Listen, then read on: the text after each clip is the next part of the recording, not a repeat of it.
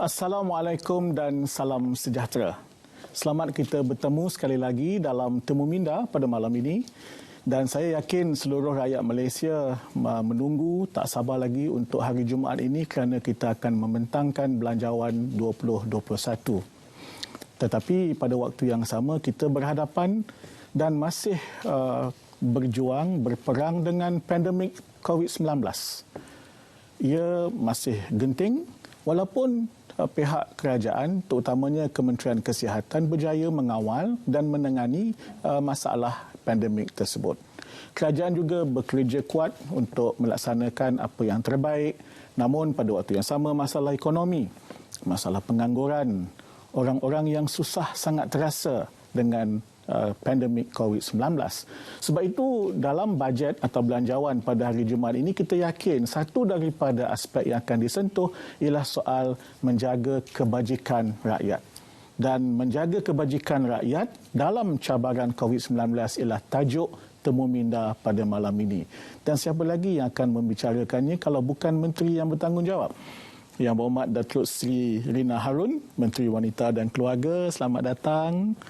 Dan ditemani oleh sahabat baiknya, Datuk Jamilah Jamaluddin, Pakar Pengurusan Pelaburan dan Keuangan, seorang tokoh bank yang tersohor di Malaysia. YB Datuk Seri Rina, kebajikan, fastabiqul khairat, berlumba-lumba melakukan kebajikan secara keseluruhanlah Datuk Seri. Adakah Datuk Seri puas hati dengan keadaan kebajikan atau sebagai menteri Datuk Seri nak melompat lebih jauh lagi untuk melaksanakan atau menguruskan kebajikan untuk rakyat Malaysia? Ya, terima kasih Datuk atas peluang yang diberikan untuk menceritakan tentang hal kebajikan, terutama dalam keadaan negara berhadapan dengan pandemik COVID-19 ini. Tak dapat dinafikan dalam waktu ini ramai yang terjejas, hilang pendapatan, yang diberhentikan kerja pun ramai. Kalau dulu mungkin ada juga isteri yang berhenti kerja kerana suaminya bekerja. Tapi sekarang ini suami pula diberhentikan kerja. Jadi sudah pasti dalam isu kebajikan ini kita memandang serius Banyak inisiatif yang dibuat oleh kementerian untuk membantu dalam waktu pandemik COVID-19 ini. Ia bukan hanya berkaitan dengan kebajikan memberi bantuan, tapi bagi saya di bawah sebuah kementerian ini, walaupun kementeriannya yang menguruskan kebajikan, tapi kita nak bukan sahaja memberi tapi membangunkan dari segi ekonomi, membangunkan keluarga itu supaya kita bukan hanya bagi ikan tapi kita bagi pancing dalam jangka masa yang panjang. Mereka boleh membentuk satu keluarga yang lebih baik, sejahtera dari segi daripada pelbagai aspek. Maknanya bukan hanya bagi handout. Ya. Baru-baru ini kerajaan memutuskan untuk meningkatkan garis kemiskinan. Betul. Daripada RM980 satu isi rumah kepada RM2,208. Ya. Dan ini menyebabkan lebih ramai agaknya yang termasuk di bawah seliaan ataupun pengawasan Kementerian Datuk Seri. Macam mana agaknya? Buat masa sekarang ini kita hampir ada 400,000 penerima bantuan bulanan daripada Jabatan Kebajikan Masyarakat. Ya, jadi itu kita mengambil kira garis pendapatan kemiskinan 980. Tapi bila dah ditingkatkan kepada RM2,208, saya menjangkakan bahawa angka ini akan meningkat 3 kali ganda. Maknanya 1.5 juta yang layak memohon dan sebagainya. Jadi walaupun sebelum ini kadar kemiskinan negara 0.4, bila kita tengok bila metodologi itu berubah dan ditukarkan supaya melihat realiti rakyat sebenarnya. Ya, kita bukan hanya kita nak bangga kadar kemiskinan kita 0.4 bawah daripada 1, tapi bila kita revise semula kadar kemiskinan ini kepada RM2,208, kadar kemiskinan kita meningkat kepada 5.6%. Tapi kita sebagai kerajaan yang prihatin, inilah realitinya rakyat yang sekarang ini kita ambil kira dari segi kehidupan, dari segi aspek pemakanan mereka dan sebagainya. Memang saya menjangkakan bahawa akan lebih ramai lagi yang layak untuk memohon dalam program-program bantuan di bawah kementerian. Memang kementerian dan juga kerajaan sudah tentu memikul tanggungjawab ni. Datuk Jamilah, bagaimana dengan institusi keuangan bagaimana membantu rakyat marhen yang sedang bergelut dengan COVID-19 ini? Okey. Kadar kemiskinan ni, institusi keuangan dia punya approach neutral. Walau bagaimanapun, institusi keuangan akan mengambil targeted approach untuk individu dan syarikat-syarikat yang terjejas dengan COVID-19 ni. Sebagai contoh, mereka telah pun melanjutkan kadar pinjaman moratorium dan juga mereka juga telah memberi working capital untuk syarikat yang terjejas dengan COVID ni. Dan juga sekarang sebab kadar kemiskinan tu dah berubah, dia akan menggunakan data ni untuk chart dia punya targeted approach in future. Adakah ini bermakna misalnya lebih banyak dipermudahkan pemberian pinjaman kepada usahawan atau macam mana agaknya? Itu dah pasti sebab kalau kita tengok, kalau kita tidak beri keutamaan kepada industri-industri yang mungkin ada berprestasi atau berpotensi tinggi dalam menangani COVID ni, contohnya industri-industri yang ada lonjakan tinggi seperti online business, seperti logistik business, seperti FMCG, fast moving goods. Jadi ini adalah targeted approach bagi institusi keuangan pada masa kini. Dia bukanlah kata dia nak melonggarkan dia punya dia punya requirement. Syarat-syarat dia bukan nak melonggarkan, tetapi dia akan tengok the potential for this industry going forward, sebab dia akan juga beri peluang pekerjaan, especially now sebab kita punya kadar pengangguran dah naik tinggi kan. Mungkin dalam lingkungan 4.5-4.7. Jadi kita kena yakin bahawa industri ini, especially industri lestari yang kerajaan dah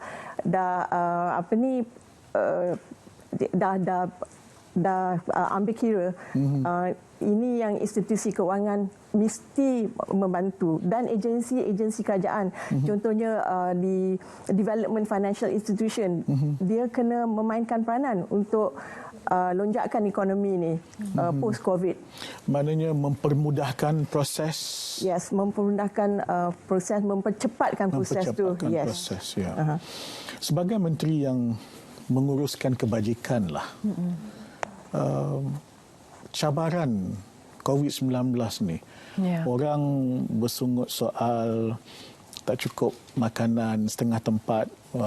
Betul atau tidak, itu persoalan yang kedua. Tapi sungutan, kemudian bakul makanan, satu ketika kita kena hentam juga, lambatlah itulah. Macam mana cabaran Datuk Seri menguruskan kebajikan ini? Ya, macam saya kata, ini kali pertama kita berhadapan pada permulaannya. Memang ketika itu kita tak boleh nak jangkakan lagi keadaan COVID ini bagaimana.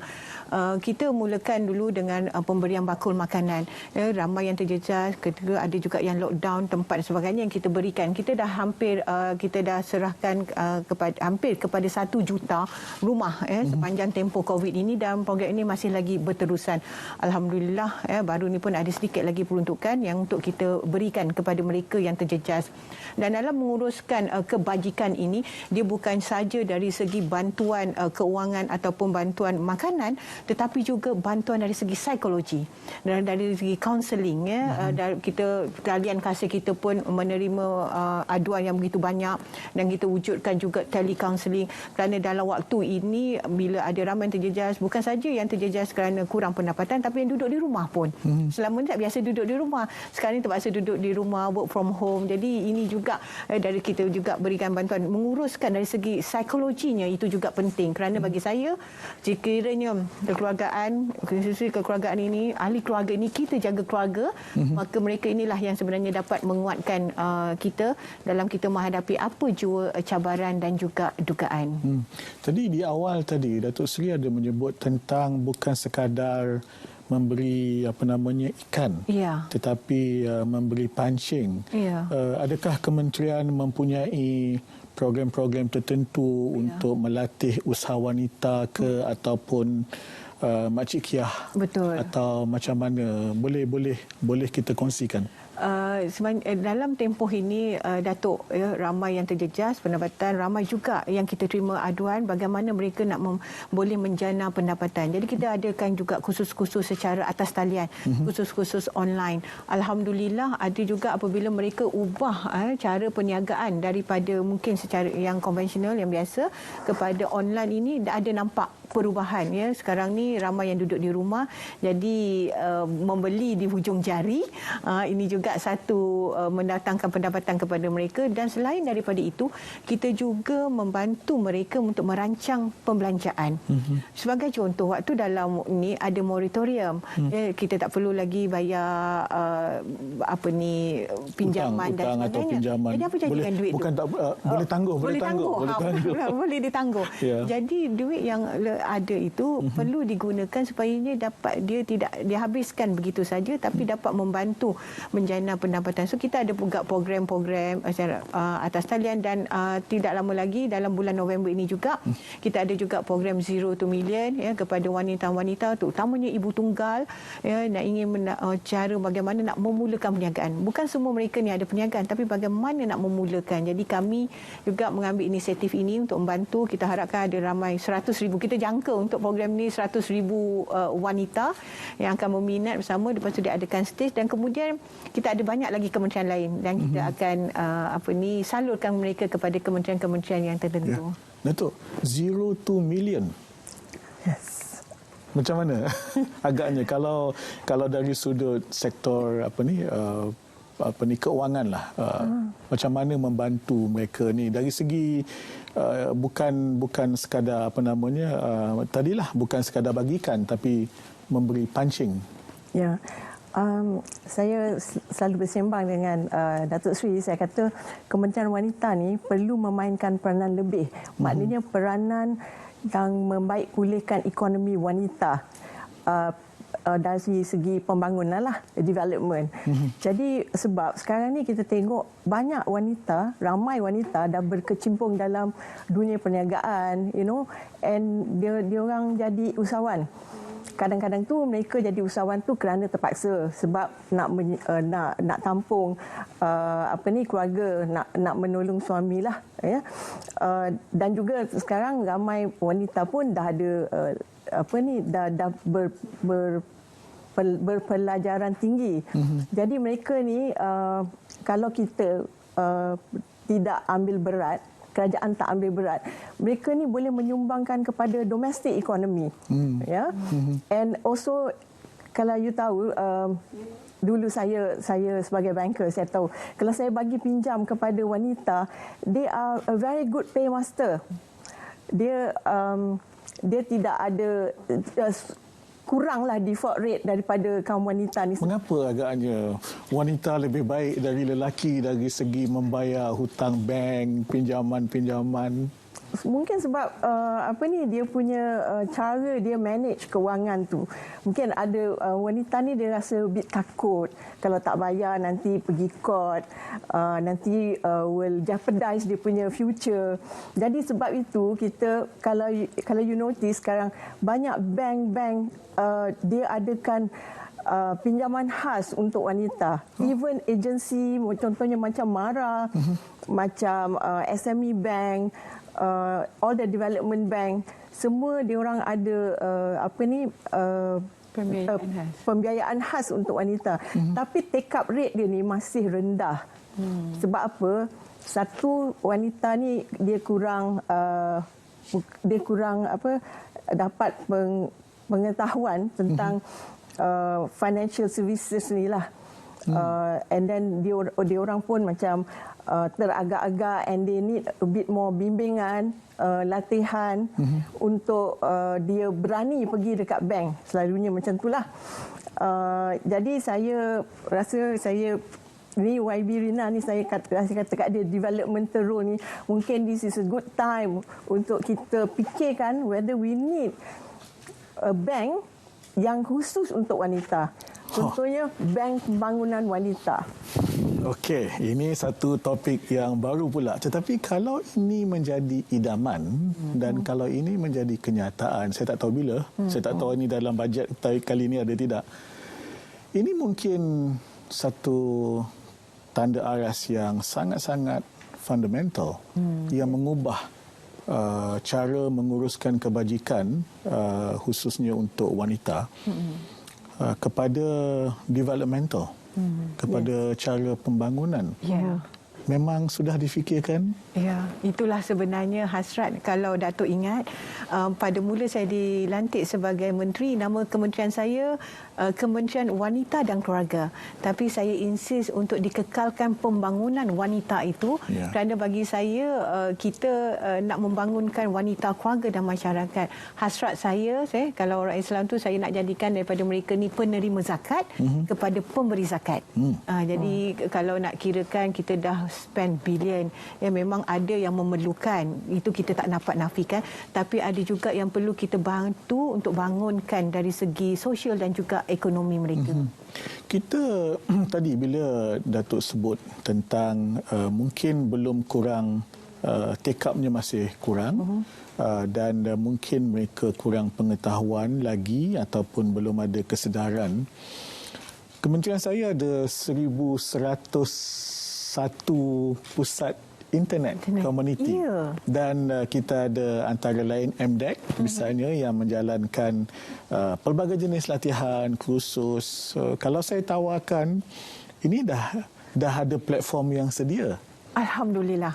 Ini saya rasa satu platform yang sangat baik, kerana bila kita nak membangunkan ekonomi sebagai nak melahirkan lebih ramai usahawan, kita tak boleh ketinggalan daripada menggunakan teknologi yang terkini. Kita kena pasarkan produk online walaupun mereka jauh di luar bandar, tapi produk mereka boleh dijual sampai ke, bukan saja di bandar tapi sampai ke luar negara. Jadi kalau pusat internet desa ini dapat dipertingkatkan dari segi pencapaian internetnya, daripada coveragenya, jadi dia akan memberi impak yang sangat besar kepada penduduk di sekelilingnya. Sudah pasti akan lebih ramai lagi yang kita boleh bantu untuk melahirkan masyarakat pintar. Ya, dan sebab di pusat internet ni dia dah memang ada pengurus yang sepenuh masa. Jadi Datuk Seri bagi je kandungan untuk mereka gunakan, sebab selama ini pun mereka buat kursus-kursus yang termasuk usahawan dan usaha wanita dan sebagainya. Jadi Datuk Seri, saya lihat Kementerian Pembangunan Wanita ni agaknya tadi saya kata nak melompat jauh, dan saya lihat ada suatu perubahan paradigma yang cuba dicapai daripada sekadar memberi bantuan tetapi membangunkan wanita muda pula. Ini yang di universiti. Yang keluar sekarang belum tentu ada kerja.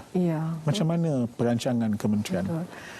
Kita tak dapat nafikan bila masuk ke universiti ni sebenarnya 70%, 65% adalah wanita. Tapi apa jadi kepada mereka selepas habis tamat pengajian? Ya, mungkin ada yang tak menyambung pelajaran, mungkin yang bekerja, tapi kita tengok dalam sektor penjawatan awam ni wanita ni masih lagi kurang. Dan untuk wanita-wanita yang baru ni kita engagement dengan mereka, dengan wanita-wanita. Sepatutnya hari itu saya nak buat perhimpunan wanita muda sebenarnya bersama dengan Jabatan Pembangunan Wanita, tapi disebabkan COVID ni terpaksa kita tangguhkan, kerana inilah sebenarnya yang kita daripada universiti ni, Datuk, kita kena bagikan mereka ni peluang. Ya, belajar di universiti dan realiti kehidupan tu dia ada perbezaan.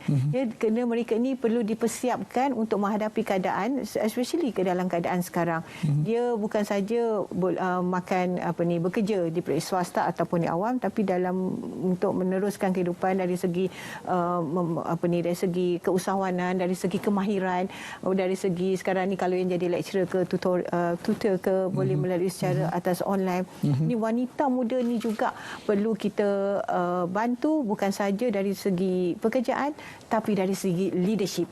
Kita nak lahirkan lebih ramai lagi. Leadership, macam mana Datuk melihat wanita muda Malaysia? Memang potensial dia tinggi, saya rasa. Sebab kalau saya boleh kata statistik dari perbankan, pekerja ataupun staff, lebih banyak wanita, lebih ramai wanita sebenarnya. But yang kurang tu sebenarnya dekat tempat atasan tu. Dekat management level tu yang kurang. Tapi kalau macam the support level tu memang banyak perempuan. Sebab I think kenapa kita lebih suka, sebab they are more detail selalunya. Jadi wanita muda ni kalau kita kena tengok daripada perspektif training tu.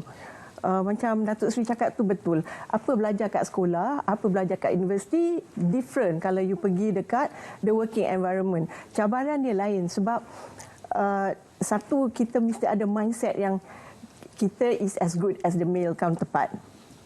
Saya setuju. Yeah. 125%. Correct. Because saya bukan sarankan macam kenapa you perlu ada women quota. Yeah. Sebab kalau you tengok the philosophy of having a woman quota and you terpaksa isikan sebab you nak isi quota tu, then bukan kerana dia punya capability. Kita kena tengok dia punya kekuatan dia yang sebenar. Dia punya kekuatan dia yang sebenar. Jadi wanita-wanita muda ni kalau kita tak bagi dia chance, tak bagi dia opportunity, dia tidak boleh naik ke taraf yang lebih tinggi.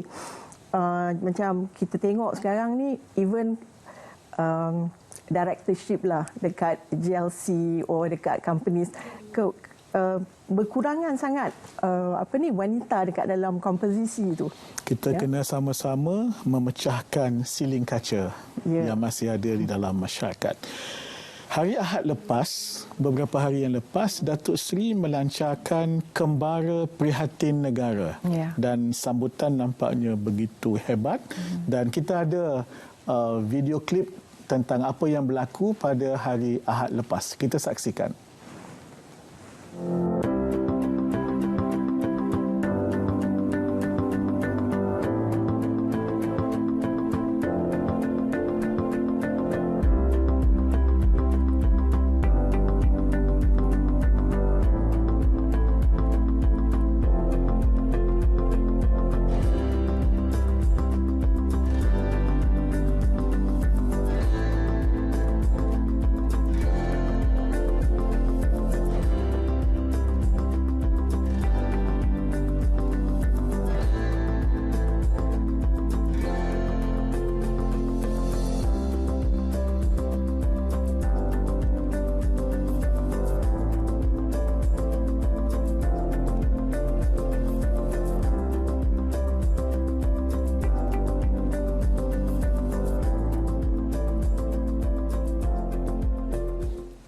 Jadi Datuk Seri, apa dia di sebalik ataupun matlamat Kembara Prihatin Negara? Kembara Prihatin Negara yang saya lancarkan pada hari Ahad lepas, antara lainnya adalah salah satu inisiatif kementerian untuk turun padang membantu rakyat yang ramai yang terjejas. Saya mendapat respon yang baik daripada syarikat-syarikat swasta yang ingin membantu, ingin sama-sama menyumbang. Bukan saja dari segi bentuk keuangan tapi juga dari segi bentuk barangan untuk menyalurkan bantuan ini. Kerana kita lihat dalam kita dah menghadapi fasa yang ketiga. Pandemik COVID ni, sekarang ni angka hari ini dah mencecah lebih daripada 1,000 kes baru, dan kita lihat dalam keadaan ini bila ramai terjejas dan kita bila kita turun ke bawah, bukan sekadar aduan yang kita terima melalui talian kasih dan juga daripada pejabat kebajikan daerah, tapi juga yang aduan-aduan yang ad hoc ini juga yang kita terima, dan ini kita akan turun di tempat-tempat awam, di pasar malam ini, tapi mengikut zon. Ikut zon, kena ikut SOP yang tadi itulah, green zone, yellow zone dan sebagainya. Jadi ini satu inisiatif untuk kita turun dan kita menyasarkan kita dapat membantu sehingga 1 juta orang dalam tempoh program ini dijalankan, dan dia akan bergerak di seluruh negara. Ada satu soalan ini. Fazira Azmi dia bertanya, Datuk Seri, bagaimana kami boleh membantu misi Kembara Prihatin Negara? Alhamdulillah, kita bukan saja kita kalau dia Fazira berminat sama ada ingin menyumbang ataupun nak menjadi sukarelawan. Jadi sukarelawan ni boleh juga menjadi penghubung. Kita nak wujudkan semangat kekeluargaan di kalangan masyarakat. Mungkin ada di kalangan jiran-jiran ke yang ditimpa musibah, terutama kadang-kadang warga emas tinggal seorang dan memerlukan bantuan. Jadi boleh maklumkan kepada kami, boleh layari laman web Jabatan Kebajikan Masyarakat ataupun kementerian sendiri. Itu satu, boleh jadi sukarelawan ataupun boleh juga untuk jadi penyumbang dan sebagainya. Ya, Datuk. Dia selalu bila swasta membincang soal kebajikan ni, dia selalu bincang dari sudut CSR, corporate social tanggungjawab, corporate social responsibility. Tanggungjawab sosial corporate, Tapi sekarang orang mula bercakap tentang social enterprise.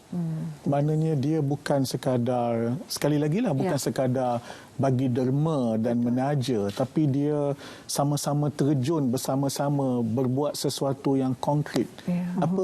Apakah kita sudah melangkah cerdas ke arah social enterprise atau kita masih di takuk yang lama? Okey, sebenarnya saya boleh cakap daripada segi Islamic banking lah. Islamic banking ni sebenarnya is exactly what you cakap tadi tu, enterprise. Maknanya kita menolong orang supaya kita sama-sama menceburkan diri di dalam the enterprise. Maknanya susah senang, the profit and loss kita share. Sebab kita memang ada dana tu yang semua Islamic bank ada. Sebab kalau misalnya customer tu dia bayar lambat, dia ada penalty interest, kita tak boleh gunakan tu sebagai income. Jadi duit tu tadi kita salurkan kepada the donation part. Donation part ni lah yang kita gunakan untuk go into the enterprise with dengan orang-orang yang memerlukannya. Jadi saya rasa kalau kita memperkasakan the konsep Islamic banking ni, sebab sekarang kebanyakan agensi, even DFI, Development Financial Institution, semua dah jadi Islamic banking. Kalau kita memperkasakan benda ni, the objective of enterprise tadi tu, sama-sama jadi entrepreneur tu, profit and loss sharing akan tercapai. Maknanya tadi bukan saja corporate social responsibility. Kalau CSR ni selalunya kita mengharapkan ada tax neutrality, ada tax exemption, tapi ini tak payah sebab duit tu memang ada kat situ. Ya. Soalan lagi ni, Datuk Seri Siraj Jalil. Adakah sebarang inisiatif di bawah kementerian dalam membela kebajikan rakyat yang menggunakan teknologi digital? Ni salah kementerian ke dia tanya? Sila Datuk Seri. Saya lihat sekarang ini apabila ramai yang tinggal di rumah, stay at home, dan kita kena explore lebih lagi kepada ekonomi digital ni. Nak tak nak kita pun nak melahirkan lebih ramai lagi masyarakat pintar, cashless society dan sebagainya. Di bawah kementerian saya ni belum ada lagi that kind of initiative, tapi kita boleh mengusulkan kepada kementerian-kementerian berkaitan sebab inilah dia sebenarnya cara kita dalam menghadapi keadaan bukan saja pandemik, ini cara kita menuju ke hadapan ini. Dan kita bergerak sebagai whole of government. Ya, masing-masing kementerian boleh saling bantu-membantu. Kementerian saya digital lah kononnya, kita cuba membantu. Baik, soalan akhir.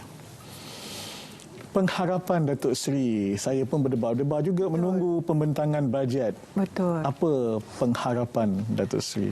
besar harapan ni. Ni harapan bukan harapan saya, tapi adalah harapan daripada rakyat. Okay. Harapan rakyat yang ramai yang terkesan akibat COVID-19 ini, ramai yang hilang pekerjaan, ramai juga yang ditinggalkan jadi ibu tunggal dan sebagainya. Jadi sebagai menteri yang bertanggungjawab yang menjaga kebajikan, saya mengharapkan akan lebih banyak lagi bantuan-bantuan kebajikan yang diberikan di bawah kementerian saya, bukan saja kebajikan tetapi juga dari segi pembangunan wanita, keluarga dan masyarakat. Dan saya sebagai menteri yang menjaga wanita juga mengharapkan bahawa belanjawan 2021 ini juga adalah mesra wanita. Okay. Maknanya dia daripada keseluruhan kementerian yang lain juga akan ada lebih banyak lagi program-program untuk membantu dan membangunkan wanita. Ya. Jadi saudara, dalam kita berperang dengan pandemik COVID-19 dan kita menunggu pembentangan belanjawan pada hari Jumaat, Kementerian Pembangunan Wanita dan Keluarga cuba membawa suatu transformasi juga dalam kementerian supaya tidak hanya melihat soal kebajikan, walaupun kebajikan itu tetap diutamakan, tetapi mendorong ke arah mengajak melihat kepada pembangunan wanita, pembangunan masyarakat. Jadi bukan sekadar memberi ikan tetapi memberi pancing kepada mereka yang memerlukan. Jadi sekian saja Temu Minda kita pada malam ini. Kita berjumpa lagi pada siri yang akan datang. Saya tinggalkan saudara dan saudari dengan satu lagi video klip berkaitan dengan kembara prihatin negara. Selamat malam Malaysia di mana jua anda berada.